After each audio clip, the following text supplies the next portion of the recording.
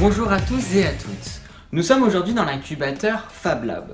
Pour la petite anecdote, un incubateur à Innov, c'est une salle dédiée à thème regroupant plusieurs élèves dans plusieurs projets.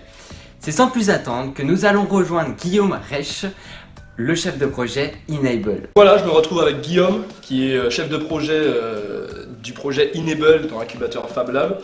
Et on a quelques petites questions à te poser, Guillaume. Donc explique-nous rapidement votre projet dans l'incubateur Fab Lab.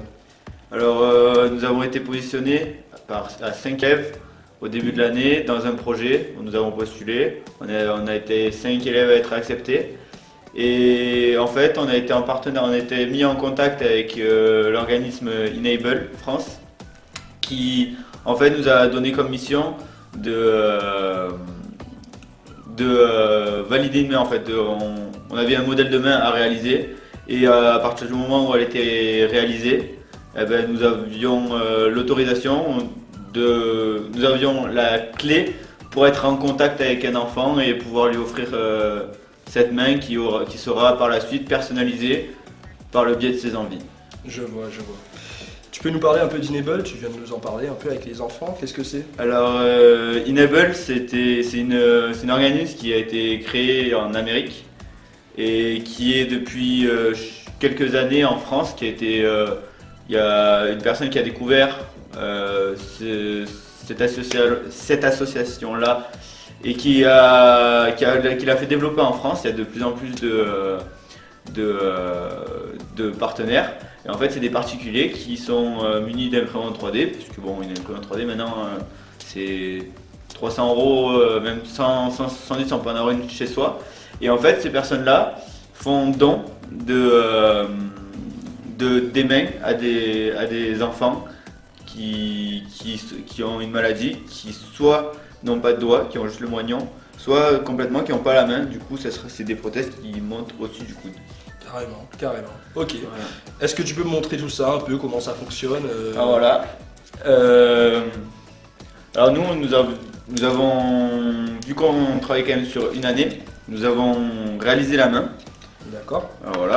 C'est une main en fait qui est uniquement mécanique, 100% en plastique,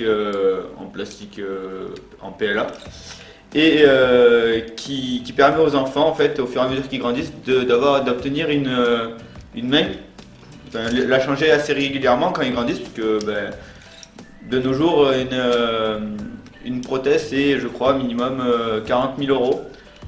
Juste une prothèse esthétique qui n'a pas de fonctionnalité, et du coup ça c'est des prothèses qu'on offre aux enfants et qui ont un coût de je crois entre 10 et 40 €, quelque chose comme ça. Du coup ça marche par le biais de câbles tendus et d'élastiques pour le retour des doigts. Alors nous sommes amusés un peu à modifier celle-ci. Déjà c'était des doigts assez pleins, nous l'avions aéré, ça fait une main plus fine, plus agréable à l'œil. Et nous sommes amusés, nous avons pas encore le contact avec l'enfant, mais nous sommes amusés à ajouter une fixation universelle sur la main qui lui permettra ensuite de fixer des accessoires, que ce soit un téléphone avec une fixation adaptée derrière le téléphone, une palette de maquillage pour une fille. Et après on peut créer des accessoires. Là par exemple c'est une arbalète. Bon, je vais pas vous montrer comment elle marche tout de suite, mais voilà, elle se clip sur la main.